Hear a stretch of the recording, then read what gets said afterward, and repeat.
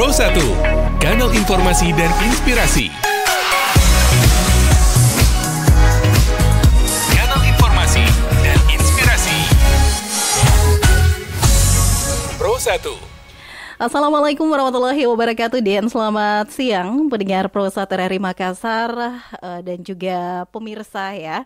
Saat ini kita bersama di dialog khusus yang mengangkat tema seputar program BPK Wilayah 19 dan seperti apa informasinya dari Balai Pelestarian Kebudayaan Wilayah 19 ya. Saat ini kami sudah bersama dengan narasumber kita pendengar, ada Ibu Andriani SS MSI. Beliau adalah seorang arkeolog, wow, dan juga Kepala Subbagian Umum Balai Pelestarian Kebudayaan Wilayah 19. Kita menyapa dulu. Assalamualaikum, selamat siang Ibu Andriani. Waalaikumsalam warahmatullahi wabarakatuh dan selamat siang. Sehat-sehat ya Bu ya. Alhamdulillah. Hujan-hujan tapi seru ya. Tetap segar ya. Benar-benar. Nah ini yang menarik ini karena kita akan membahas seputar program dari BPK Wilayah 19 atau Balai Pelestarian Kebudayaan ya. Ibu Andriani ya. Saya panggilnya Ibu Andriani atau mungkin ada sapaan yang lebih khusus begitu? Ibu Ani mungkin? Boleh. Ibu Ani ya. Oke, Ibu Ani, menarik ini sebelum kita melangkah ke topik kita seputar program dari BPK Wilayah 19. Yang menarik ini Ibu Ani adalah seorang arkeolog. Bisa ceritain dong arkeolog itu seperti apa Ibu Ani? Iya, jadi arkeologi itu adalah secara singkat ya, ilmu yang mempelajari tentang kehidupan manusia masa lalu melalui yang kajiannya merupakan objek peninggalan. Iya, jadi kalau mau bertanya arkeologi itu apa sih? Waduh, arkeologi itu adalah sesuatu yang sangat menyenangkan untuk dipelajari karena kita jadi kalau kata orang arkeologi itu adalah penyayang karena yang dia sayangi adalah masa lalunya. Sulit move on ya. Sulit move on karena yang selalu dikaji itu adalah dari masa lalu. Dari masa lalu. Jadi arkeolog katanya romantis. Iya, seperti Bu Ani ya, pendengar. Iya, Oke, dan ini kan kita memang membahas seputar BPK Wilayah 19, Balai Pelestarian Kebudayaan Wilayah 19. Seperti apa ini, Ibu Ani, terkait BPK Wilayah 19 kita? Ya. Baik, jadi saya pertama-tama mungkin mengenalkan dulu Balai Pelestarian Kebudayaan Wilayah 19 karena sebenarnya kantor kami ini boleh dibilang agak baru. Tetapi kantor ini juga sudah ada jauh-jauh sebelumnya. Jadi Balai Pelestarian Kebudayaan itu adalah penggabungan dari kantor Balai Pelestarian Cagar Budaya dan kantor Balai Pelestarian Nilai Budaya. Nah, kami itu berada di bawah Direktorat Jenderal Kebudayaan Kementerian Pendidikan dan Kebudayaan, Riset dan Teknologi. Kemudian penyebutannya karena kantor itu tersebar mulai dari Aceh hingga ke Papua. Jadi kantor-kantor itu dibedakan melalui wilayah. Kebetulan kalau di Sulawesi Selatan Wilayah 19 itu menaungi wilayah kerja Sulawesi Selatan dan Sulawesi Tenggara. Oh iya. Itu. Jadi BPK Wilayah 19 atau Balai Pelestarian Kebudayaan Wilayah 19 ini cakupannya Sulawesi Selatan dan juga Sulawesi Tenggara. Nah, Ibu Ani kemarin kan memang kami juga telah melakukan talk show gitu ya, Ibu Ani dengan Bapak Kepala Balai Pelestarian Kebudayaan Wilayah 19 mengenai Kantor Balai Pelestarian Kebudayaan Wilayah 19 yang tadi seperti Bu Ani sebutkan ini, pendengar, merupakan gabungan dari dua instansi sebelumnya. Nah, Ibu, kira-kira boleh dijelaskan mengenai penanganan cagar budaya ini. Sekarang itu cagar kebudayaan secara keseluruhan ini penanganannya seperti apa, baik dari program tangible maupun intangible ya. Ibu, apa ini yang menarik tangible dan intangible? Ada perbedaannya atau seperti apa? Silakan Ibu Ani. Iya, definisi tangible dan intangible itu adalah tangible adalah kebendaan yang bisa diraba atau berwujud. Nah, kebalikan dengan intangible berarti tidak bisa diraba, tidak berwujud. Jadi merupakan nilai. Nah, dulu kantor Balai Pelestarian Cagar Budaya itu menangani tangible, jadi menangani objek-objek peninggalan masa lalu seperti misalnya makam, kemudian bangunan-bangunan kolonial, kemudian pokoknya banyak terkait kehidupan di masa lalu. Nah, kalau di Balai Pelestarian Nilai Budaya itu justru mengurusi terkait nilai kesejarahan, ya, jadi yang tidak berwujud. Nah, sekarang Balai Pelestarian Cagar Budaya dan Pelestarian Nilai Budaya itu digabung menjadi satu, menjadi Balai Pelestarian Kebudayaan. Jadi sekarang kami itu menangani kebudayaan secara keseluruhan, baik itu objeknya, nilai budayanya, maupun ekosistem kebudayaan. Jadi ekosistem kebudayaan itu semua hal yang terlibat di dalam kebudayaan, mulai dari pelaku, kemudian dampaknya terhadap masyarakat, maupun sumber-sumber yang mendukung proses sebuah kebudayaan seperti itu. Jadi boleh dikatakan cakupannya lebih luas lagi ya, Ibu Ania, karena ini merupakan penggabungan begitu. Di dalamnya ada objeknya, ada nilai budayanya juga ada, dan yang paling menarik adalah ekosistem kebudayaannya. Nah, pastinya penuh tantangan dong Ibu Ani, karena dari sebelumnya terbagi, ini malah disatukan. Tantangannya seperti apa ini? Ya. Jadi sebenarnya kalau kita mau berbicara tantangan atau perbedaan mungkin ya. Jadi kalau dulu kebetulan memang saya sebelum penggabungan atau reorganisasi, saya dulu dari Cagar Budaya. Kita mengurusi objek. Nah, tetapi ketika kami melakukan pelestarian, pelindungan, pengembangan, pemanfaatan terhadap objek cagar budaya itu, biasanya kita sedikit ada hal-hal terkait nilai budaya yang kita tetap kaji untuk mendukung hasil kajian terhadap objek-objek. Nah, sekarang di satu wadah yang sama, ada satu lembaga yang sama, kita mengkaji secara umum kebudayaan. Tetapi di struktur kantor kami itu kita tetap ada struktur yang terbagi-bagi terkait penanganan objek cagar budaya maupun terhadap objek pemajuan kebudayaan. Nah, objek pemajuan kebudayaan ini adalah terkait hal-hal yang intangible tadi, seperti itu.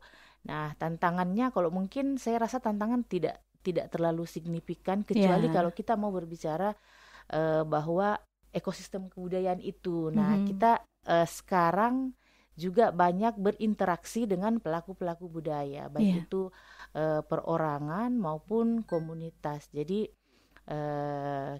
kami kemudian sudah banyak berinteraksi dengan pelaku, baik itu ketika kami menyelenggarakan event dengan berkolaborasi dengan komunitas, ataupun kami memberikan fasilitas atau dukungan kepada pelaku seni untuk memberikan mereka ruang untuk berekspresi dan dan berpartisipasi dalam pemajuan kebudayaan. Memang kalau kita berbicara seputar pelestarian kebudayaan ini nilai sejarahnya begitu yang harus diketahui anak-anak zaman sekarang istilahnya ya Ibu Ani. Mungkin ini juga salah satu tantangannya begitu, bagaimana dari Balai Pelestarian Kebudayaan ketika sudah mengetahui objeknya, nilai budayanya seperti apa, kemudian mentransfer ilmunya ke anak-anak zaman sekarang. Punya program-program nggak sih ini Ibu Ani yang mungkin bisa dijelaskan, khususnya program kerja dari Balai Pelestarian Kebudayaan Wilayah 19 ini Ibu Ani? Ya, betul. Jadi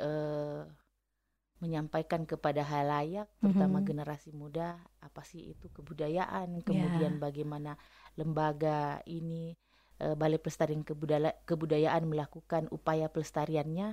Kami punya beberapa program. Jadi seperti ada program apa itu, Ibu? Sosialisasi dan publikasi. Nah, banyak hal. Jadi kita semua berusaha mengakomodir kebutuhan segmen, baik itu segmen masyarakat umum maupun segmen anak-anak sekolah. Nah, pertama-tama kami punya kegiatan yang disebut sebagai sosialisasi. Sosialisasi itu biasanya apakah kita mensosialisasikan tentang regulasi. Regulasi itu adalah perlindungan terhadap objek pemajuan kebudayaan maupun perlindungan terhadap cagar budaya. Sosialisasinya itu kami bisa lakukan dalam berbagai bentuk. Semisal? Ya, yang jelas kita berusaha mengikuti tren. Jadi harus ya Bu Ani ya. Supaya orang tidak bosan betul. lebih mudah menangkap.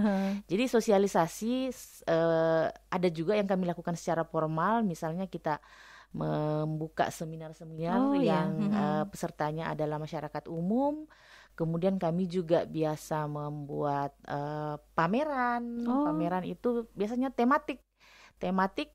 Bahkan kami pernah melakukan pameran di mall agar masyarakat luas bisa mengenal lebih sejarah. Kemudian sosialisasi juga itu kami wujudkan dalam pemutaran film. Jadi, ada juga ya pemutaran film. Ada fasilitas bioskop keliling, jadi mobil dalam bioskop dalam bentuk mobil.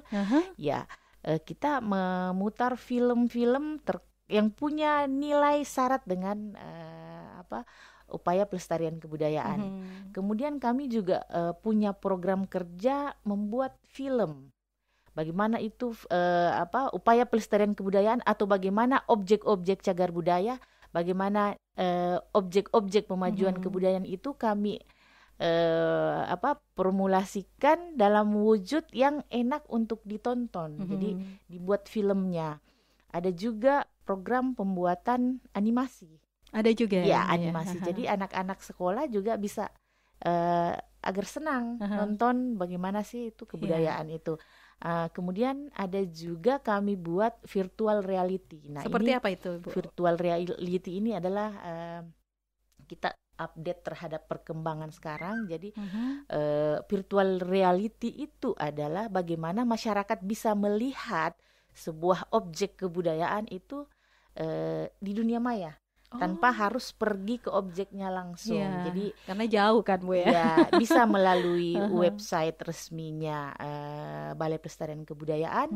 Jadi contohnya di Makassar bisa berjalan-jalan ke leang-leang, tetapi secara virtual, melalui aplikasi yang sudah kami buat.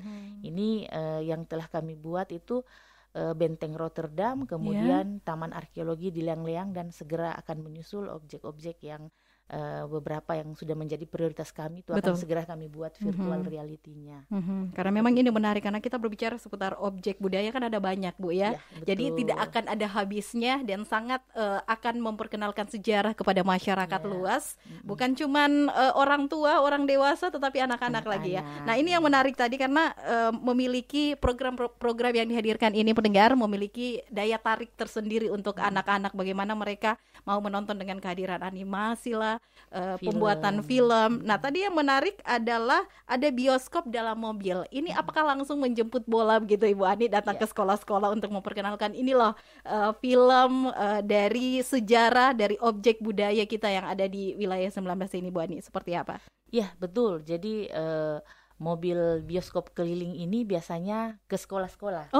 Ke sekolah-sekolah.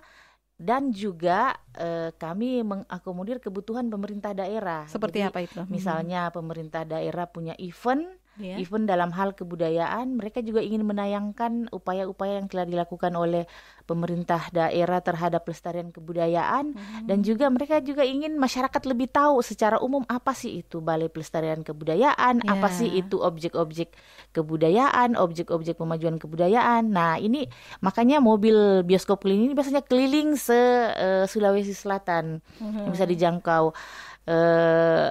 Bahkan sampai ke pelosok, ke pegunungan yang internetnya kami harus membeli paket data untuk dapat menayangkan film-film terkait kebudayaan. Itu biasa kami lakukan. Sudah juga ada pengalaman seperti itu. Sudah ada sampai ke yang sangat jaringan internet itu susah, tapi kami bagaimana caranya supaya bisa masyarakat di pedalaman juga tahu apa sih ini pelestarian kebudayaan. Nah pasti antusias dari anak-anak sekolah ketika datang ke pelosok ini luar biasa pastinya Ibu ya. Sambil sambil menghibur, kemudian sambil mengetahui sejarah juga. Betul. Menambah wawasan mereka tentang ilmu sejarah ini. Betul, bahkan kami dalam pemutaran film itu agar tidak istilahnya garing gitu hanya menonton, kami juga membuat games interaktif. yang melibatkan seluruh masyarakat, ya bahkan bukan hanya anak sekolah, tetapi juga masyarakat umum yang muda, yang tua, itu kita buatkan games interaktif. Jadi bagaimana itu juga untuk mengetahui sejauh mana mereka menangkap apa yang sudah kita tayangkan, apa yang sudah kita sosialisasikan kepada mereka. Jadi tidak hanya langsung diperlihatkan, tetapi ada timbal balik ya, timbal balik, ya. Betul. Oke, ini yang menarik. Itu kan program kerja yang sudah Ibu Ani sampaikan tadi sudah berjalan dari tahun 2023. Kemudian di 2024 ini seperti apa? Apakah memang tetap sama atau ada terobosan-terobosan baru gitu ya, pendengar? Iya. Jadi sebenarnya program kerja Balai Pelestarian Nilai Budaya dengan Balai Pelestarian Cagar Budaya itu sebenarnya hampir sama ya.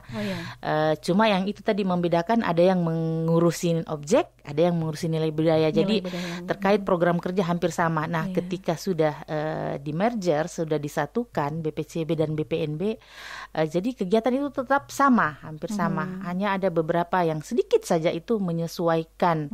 Jadi misalnya kami punya program kerja dulu di bawah air itu adalah di BPCB ada program kerja pengendalian peninggalan bawah air. Nah, sekarang kami ubah sebagai program kerja pelestarian kemaritiman. Karena ya bukan hanya mengurusi, dulu itu hanya mengurusi objek yang ada di bawah permukaan air. Nah, sekarang kita juga mengurusi masyarakat pendukungnya yang ada di sekitar pantai. Seperti itu. Kemudian bagaimana perilaku mereka, bagaimana kebudayaan mereka, bagaimana objek-objek yang dihasilkan dari budaya yang mereka lakukan. Nah, untuk tahun 2024 ini kami punya program inovasi tambahan dibandingkan dengan program 2023 kemarin, karena penggabungan kedua kantor ini terjadi di akhir 2022 dan efektif berjalan itu di tahun anggaran 2023. Nah, untuk tahun 2024 ini kami punya inovasi yang seperti saya sebutkan di awal, bahwa kami itu sekarang mengurusi ekosistem kebudayaan. Jadi kebudayaan yang inklusif ya. Kebudayaan yang inklusif itu adalah kebudayaan yang beragam, kemudian kebudayaan yang bisa dinikmati semua orang, kebudayaan yang mengajak serta masyarakat, baik itu individu maupun individu, perorangan maupun komunitas, untuk terlibat dalam upaya pelestarian kebudayaan, berpartisipasi dan berkolaborasi, baik dengan sesama pelaku seni maupun dengan pemerintah. Nah, untuk tahun 2024 ini kami memperbanyak event, karena ekosistem kebudayaan itu biasanya bisa lebih cepat tersampaikan melalui event-event penyelenggaraan kebudayaan. Kami ada 4 event yang kami lakukan. Nah, event ini, keunikan dari event yang akan kami laksanakan ini adalah event kebudayaan yang kita tampilkan di ruang yang merupakan objek cagar budaya. Langsung langsung ke tempatnya langsung. Bu Ani, contohnya misalnya kami punya kegiatan festival kebudayaan di Benteng Rotterdamnya. Benteng Rotterdam ini adalah situs cagar budaya. Jadi masyarakat, Benteng Rotterdam itu merupakan ruang publik di mana masyarakat bisa melakukan berbagai hal kegiatan, tetapi di sisi lain kegiatan ini akan berlatar belakang sejarah masa lalu. Nah, kami sudah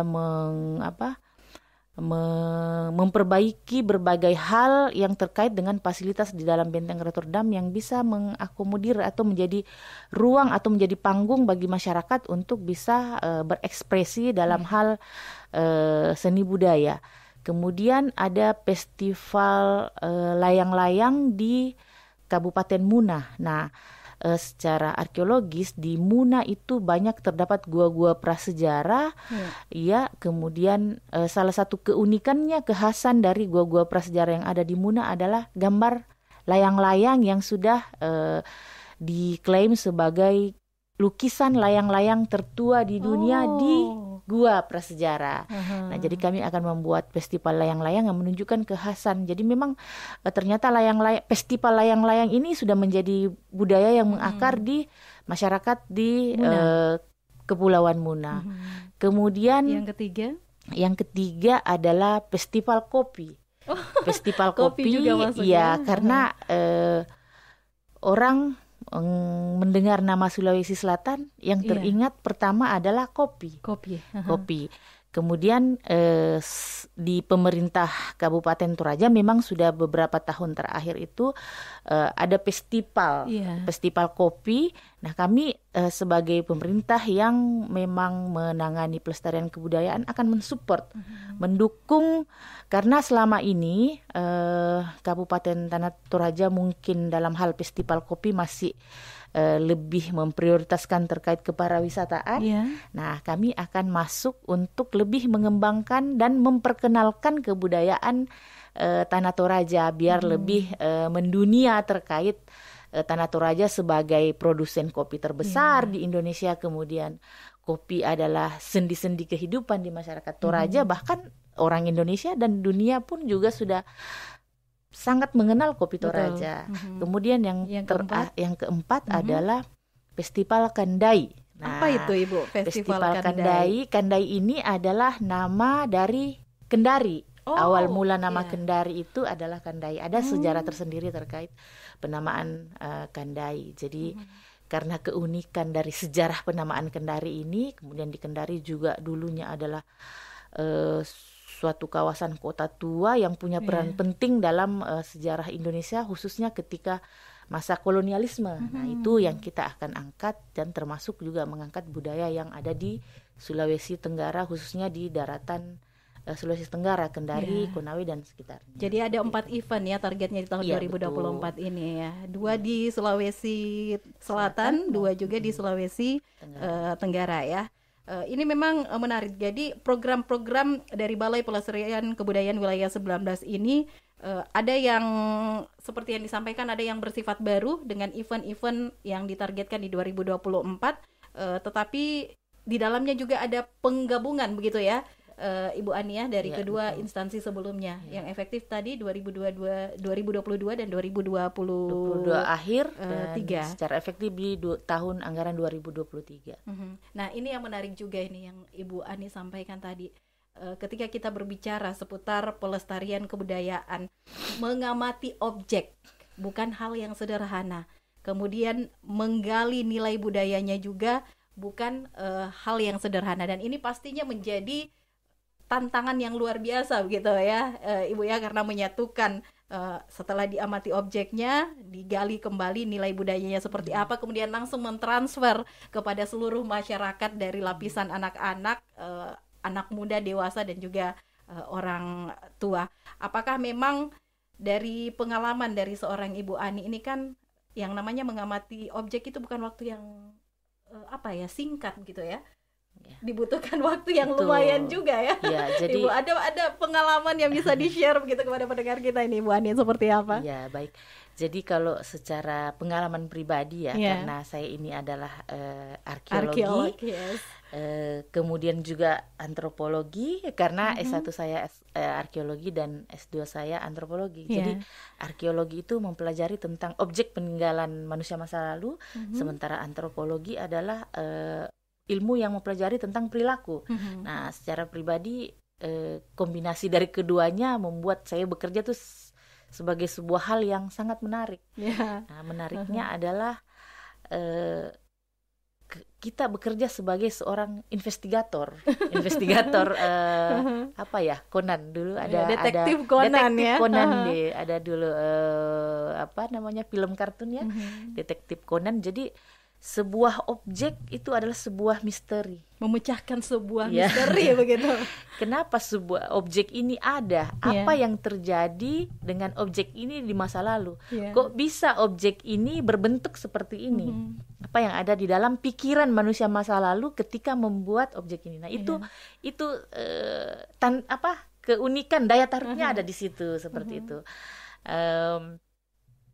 Rasa keingintahuan kita harus lebih besar ya. Betul sekali. Jadi sangat menarik karena memang kita itu tadi kita menjadi investigator ketika kita bekerja terkait mengkaji atau belajar, atau kita ingin mengulas apa sih arti dan makna dari sebuah objek yang ada di hadapan kita seperti itu. Memang unik ya, karena harus memecahkan misteri dari suatu objek budaya yang harus diamati. Setelah kita ketahui, kemudian di-share kembali ke masyarakat kita, dilempar dari zaman masa lalu ke zaman sekarang ini, begitu ya. Nilai budayanya seperti apa. Nah, dari setiap program-program ini Ibu Ani yang sudah Anda sampaikan, bagaimana program-program ini dapat mendukung dari tugas dan fungsi dari Balai Pelestarian Kebudayaan Wilayah 19 itu sendiri, Ibu Ani? Iya, jadi pekerjaan yang kami lakukan itu secara sistematis ya. Jadi untuk dapat tadi bukan hanya membuat nilai dari suatu benda, membuat sejarah dari suatu benda itu terungkap, tapi juga bagaimana benda ini kemudian mempunyai nilai untuk dapat dimanfaatkan untuk sebesar-besar kesejahteraan masyarakat. Ya, jadi itu kami lakukan secara berproses dan continue, berkesinambungan setiap tahunnya. Jadi kalau kita misalnya memberikan sebuah contoh, suatu objek atau suatu objek tangible misalnya, ataukah juga objek pemajuan kebudayaan, itu kami melalui proses tahapan. Dari awal sekali ketika benda ini belum diketahui atau ingin dilakukan sebuah upaya pelestarian, biasanya yang pertama adalah berangkat dari laporan masyarakat bahwa ada objek penemuan baru misalnya, atau hasil kegiatan dari teman-teman Balai Pelestarian Kebudayaan yang kemudian di masyarakat mengetahui ada info laporan terbaru, baik itu tangible dan intangible objeknya ya. Nah, itu kemudian kita membuat perencanaan dari awal. Kita biasanya di awal itu membuat studi atau kajian objek ini. Mohon maaf. Biasanya di awal kita melakukan survei dulu, survei untuk mengasesmen apakah suatu objek ini memang memenuhi kriteria sebagai objek yang dilindungi, karena tidak semua betul, tidak semua objek kebudayaan atau objek cagar budaya itu bisa dilindungi. Ya, yang mempunyai nilai dan arti penting itulah yang bisa kita lindungi. Nah, itu kemudian setelah di assessment memang memenuhi kriteria, kemudian dibuatlah perencanaan untuk melakukan studi atau kajian. Sebaiknya langkah-langkah apa saja yang akan kita lakukan agar objek ini bisa terlindungi tanpa harus menimbulkan konflik dengan masyarakat atau stakeholder lainnya misalnya. Kemudian setelah dilakukan studi itu biasanya kita registrasi itu mendaftarkan. Jadi di dalam undang-undang cagar budaya maupun pemajuan kebudayaan itu ada pelindungan untuk cagar budaya ataupun hak kekayaan intelektual, karena kalau objek pemajuan kebudayaan itu kan masuk ke dalam ranah hak kekayaan intelektual. Nah, itu kita meregistrasi. Ketika sudah diregistrasi, itu biasanya kita akan memperlakukan sama dengan pelindungan yang ada di undang-undang. Kemudian setelah diregistrasi ada langkah penetapan. Penetapan cagar budaya itu hukum berlaku untuk melindungi. Nah, salah satunya adalah bahwa negara punya kewajiban dan hak dan kewajiban untuk mengelola, karena cagar budaya dan objek pemajuan kebudayaan itu adalah kekayaan negara. Ya. Nah, setelah itu kemudian kita melihat langkah pelindungan apa yang mesti kita lakukan. Misalnya apakah itu ketika dia sebuah objek kebendaan, apakah dia mau dipugar ataukah itu mau dibuatkan pengamanan. Nah, ketika itu adalah objek pemajuan kebudayaan, kalau objek pemajuan kebudayaan itu kan adalah nilai. Nah, kita melakukan studi terhadap objek pemajuan kebudayaan, kita akan tahu wah ini sebuah objek ini mungkin akan punah misalnya. Nah, dari studi itulah kita mengetahui langkah apa yang sebaiknya kita lakukan agar hal ini bisa lestari. Nah, terkait dengan penetapan, bahwa penetapan itu berjenjang. Ada penetapan untuk objek cagar budaya. Penetapan itu dimulai dari pemerintah kabupaten kota, kemudian pemerintah provinsi, kemudian penetapan negara, dan yang terakhir adalah pengakuan warisan dunia. Seperti itu. Itu pelindungan. Jadi upaya yang dilakukan terkait penetapan ini adalah upaya untuk melakukan pelindungan dan agar masyarakat punya rasa memiliki dan terdorong untuk ikut melestarikan, seperti itu. Iya. Nah, Ibu Ani tadi kan disampaikan dari tahapan-tahapan begitu penetapan sampai pengakuan dari objek budaya kita sendiri. Ini kan berawal dari informasi masyarakat ya. Kalau dari Ibu Ani sendiri mungkin bisa diinformasikan apakah ketika masyarakat ini ketika sedang beraktivitas semisal ya contohnya kemudian menemukan objek budaya dan langsung ingin menyampaikan ke cagar di Balai Pelestarian Kebudayaan Wilayah 19 ini langsung mengunjungi websitenya atau mungkin ada nomor telepon begitu yang bisa disampaikan ini Bu, karena kan cakupannya luas sekali nih daerahnya. Betul. Jadi terkait hubungan dengan masyarakat itu kami sangat terbuka. Website ada, media sosial ada. Jadi kita ke websitenya dulu deh. Website Balai Pelestarian Kebudayaan itu ada. Nah itu sebenarnya website secara umum oleh Kementerian Pendidikan Kebudayaan yang di dalamnya ada satu khusus untuk Balai Pelestarian Kebudayaan. Jadi bisa ngeklik di Google BPK 19 pasti akan muncul. Oh, langsung ya, ketik BPK 19. Kalau sosial medianya Ibu Ani? Sosial media Facebook ada, Instagram juga ada. FB dan IG-nya itu tetap di BPK 19. Di BPK 19. Nah, kemudian masyarakat juga boleh datang langsung ke kantor Balai Pelestarian Kebudayaan. Dengan alamat Kantor Balai Pelestarian Kebudayaan Jalan Alauddin nomor 7 di depan kampus Unismo. Boleh. Jadi bisa langsung datang berkunjung ya Ibu Ani ya. Kami mempersilahkan apakah juga mau berkirim surat? Ya, boleh juga. Ya, karena sekarang informasi semakin canggih melalui WhatsApp, mengirim surat WhatsApp, apakah melalui website itu semua kami akomodir. Mau boleh datang langsung berbincang-bincang, berkonsultasi. Kami juga selalu setia dan sedia setiap saat. Ini menarik ini mendengar ya. Jadi bisa langsung memberikan informasi kalau mungkin ada objek budaya yang mungkin dalam pengertian masyarakat ini bisa untuk dilindungi begitu ya, Ibu Ani. Nah, ada tadi menarik seputar pengakuan warisan dunia. Ini kan kalau kita ketahui bersama banyak sekali objek budaya ataupun juga nilai budaya di Indonesia ini yang dilirik oleh dunia begitu. Lantas seperti apa ini upaya dari Balai Pelestarian Kebudayaan Wilayah 19 sehingga ketika ada pengamatan objek kemudian kita sudah mengetahui dan menggali nilai budayanya seperti apa dan ini diakui begitu kalau ini milik Indonesia dan tidak akan dilirik lagi oleh dunia. Ada pengakuan warisan dari dunia, Ibu Ani.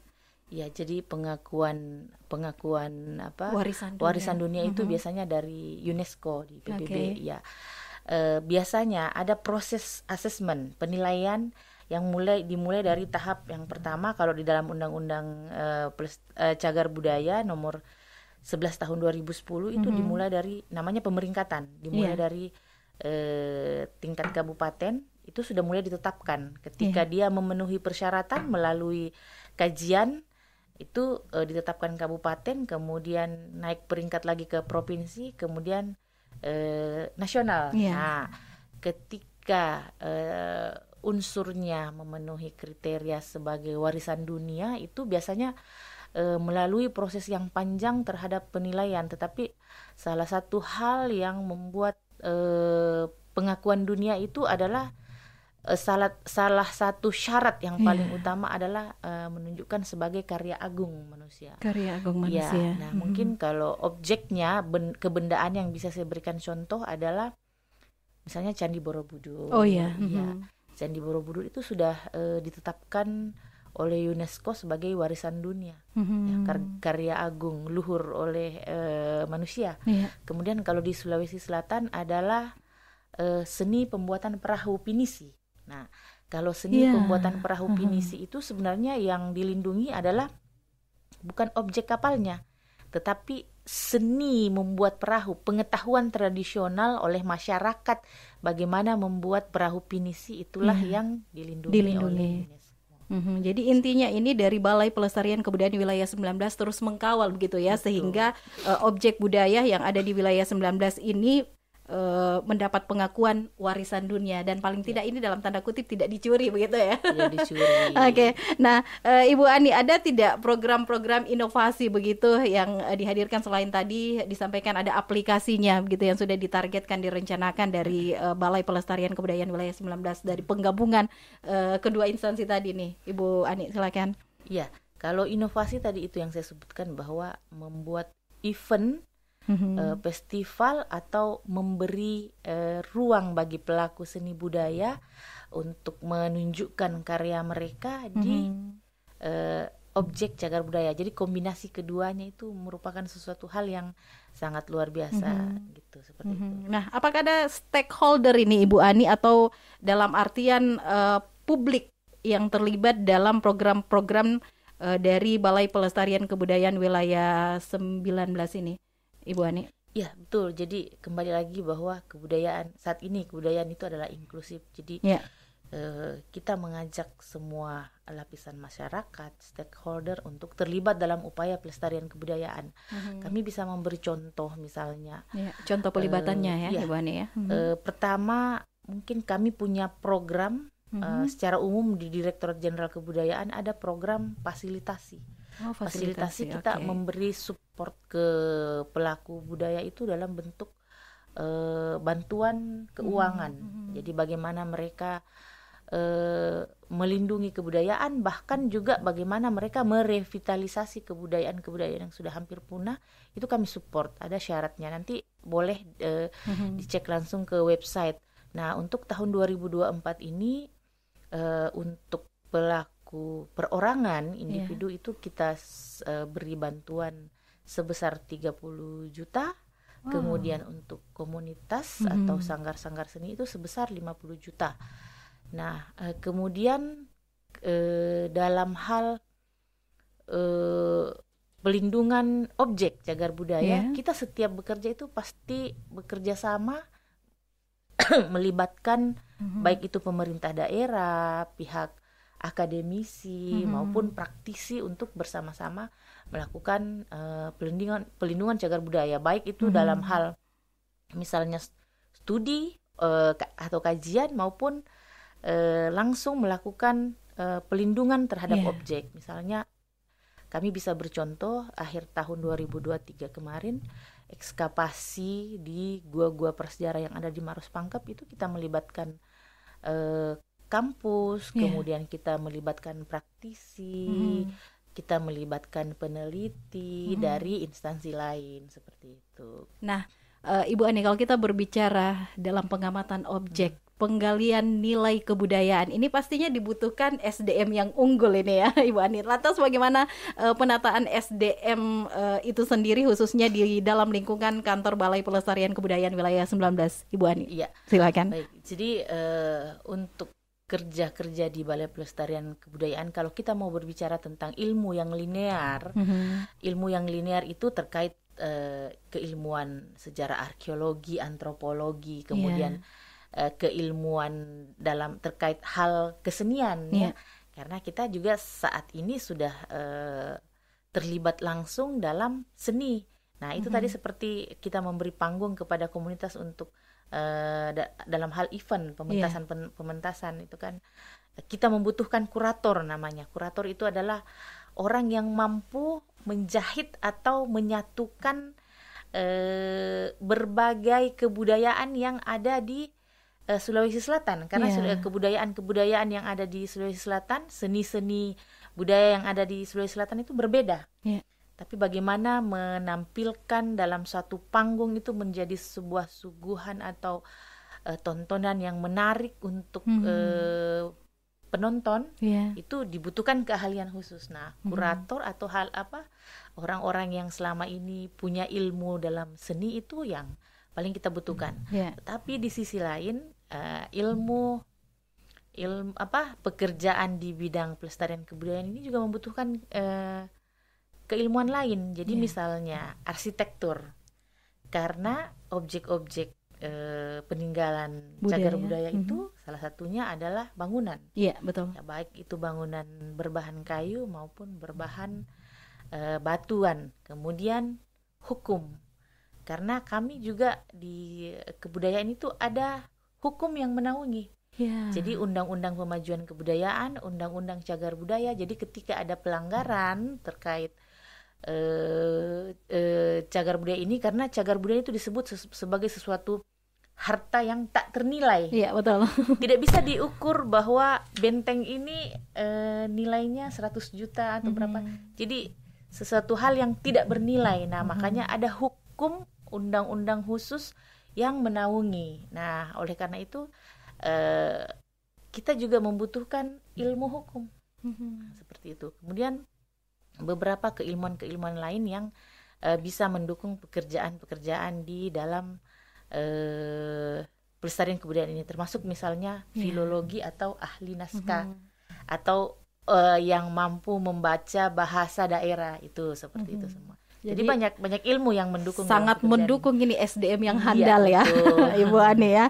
Nah, lantas yang berikutnya di Wani, langkah apa begitu yang dilakukan dalam penguatan pemahaman publik dalam pelestarian kebudayaan supaya masyarakat di luar sana ini tidak bersikap apatis, cuek begitu dengan pelestarian kebudayaan, Ibu Ani?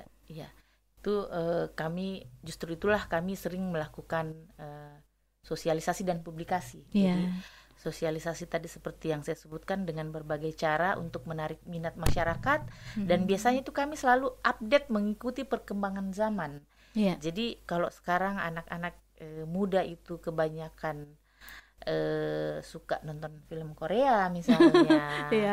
Ya, jadi kita juga berusaha bagaimana caranya membuat tontonan yang lebih populer dalam hal ngepop yang bisa dinikmati anak muda sekarang. Jadi sebenarnya kita mau menyampaikan ke masyarakat bahwa ini loh cara mencintai dan melestarikan cagar budaya, tapi kita men-setting dengan cara yang lebih menarik. Kemudian sekarang perkembangan zaman ada TikTok. TikTok yang paling populer sekarang ini. Kita juga memformulasikan, membuat konten yang menarik, konten dalam hal bagaimana caranya kita mencintai kebudayaan ini, dan kita suguhkan itu melalui aplikasi-aplikasi yang memang sedang populer di anak muda, seperti itu tadi misalnya di TikTok, di Instagram, sosialisasi dan publikasi ini hal paling penting begitu, pendengar, sehingga masyarakat pun tidak cuek begitu ya, tetap melestarikan budayanya. Yang terakhir mungkin Ibu Ani, apa harapan untuk pelestarian kebudayaan ke depannya? Silakan. Ya, harapan untuk pelestarian kebudayaan. Jadi kebudayaan ini sebenarnya adalah soul bagi sebuah bangsa yang modern, soul bagi sebuah bangsa yang berjaya. Jadi kebudayaan itu mentalitas, terkait mentalitas dari masyarakat yang ada dalam suatu negara. Jadi mencintai dan melestarikan kebudayaan itu adalah suatu syarat mutlak yang harus dipenuhi untuk sebuah negara yang luar biasa. Kemudian kebudayaan ini adalah suatu hal yang bahagia. Jadi kalau kita melestarikan kebudayaan, kita akan selalu merasa bahwa kita ini dipenuhi dengan kebahagiaan, rasa ini senang gitu. Jiwanya bahagia terus, senang, awet muda. Betul. Ya, dan dengan modal seperti itu kita bisa bekerja ya, khususnya misalnya untuk bidang-bidang yang lebih modern, misalnya bidang konstruksi, bidang-bidang yang lebih keras, karena dengan punya landasan budaya yang baik, ya mungkin hal-hal yang tidak bagus untuk sebuah perkembangan suatu negara, misalnya dengan punya dasar budaya yang bagus, mungkin korupsi misalnya kita bisa hilangkan. Ya. Amin. Kemudian bagaimana anak muda yang suka tawuran mungkin dengan lebih memberikan keilmuan tentang pengetahuan tentang kebudayaan, mereka akan mulai hilang seperti itu. Jadi oleh karena itu ya dalam kesempatan ini saya juga mengajak kepada masyarakat, generasi muda bahwa cintai dan lestarikanlah kebudayaan Indonesia, khususnya kebudayaan yang ada di negeri kita sendiri, Sulawesi Selatan, Sulawesi Tenggara, khususnya kalau untuk wilayah kerja Balai Pelestarian Kebudayaan wilayah 19. Cintai dan lestarikan budaya kita di Sulawesi Selatan dan Sulawesi Tenggara. Terima kasih Ibu Andriani SSMSI, seorang arkeolog dan juga Kepala Subbagian Umum Balai Pelestarian Kebudayaan Wilayah 19 sudah berbincang bersama kami di RRI Makassar. Sehat selalu Ibu Ani ya. Oke, assalamualaikum warahmatullahi wabarakatuh. Waalaikumsalam warahmatullahi wabarakatuh. Dan baiklah mendengar Prosat RRI Makassar, demikian perbincangan kita terkait program Balai Pelestarian Kebudayaan Wilayah 19. Satu hal yang perlu kita ketahui bersama bahwa cagar budaya adalah harta yang tak terukur dan budaya adalah soul bagi bangsa kita Indonesia tercinta. Saya Arti Alfiard menutup kebersamaan kita di dialog khusus Makassar siang ini. Terima kasih. Assalamualaikum warahmatullahi wabarakatuh. Pro 1, kanal informasi dan inspirasi. Kanal informasi dan inspirasi. Pro 1.